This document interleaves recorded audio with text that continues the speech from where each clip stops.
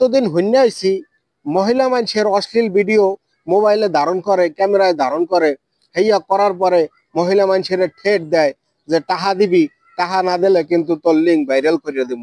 এই হইনা আইছি মহিলা মানুষে আতঙ্কে থাকে, এরপরে টাকা পয়সা দেয়, নইলে সাইবার ক্রাইমের মামলা করে, এরপর হে নিজের বাঁচাই রাখে। এই হইলো অবস্থা।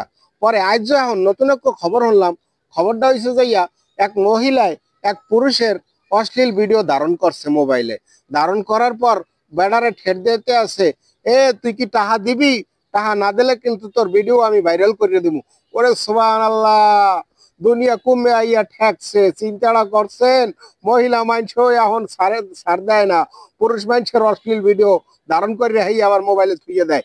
মোবাইলে থুইয়ে দিলে তো ওয়াই চাষা, হ্যাঁ আবার কি হারে, হ্যাঁ আবার ঠেট দেয় যে মোবাইলের ভিডিও ধারণ করা আছে, তুমি যদি টাকা পয়সা না দাও তাহলে কিন্তু এককালে ভাইরাল করে দিব।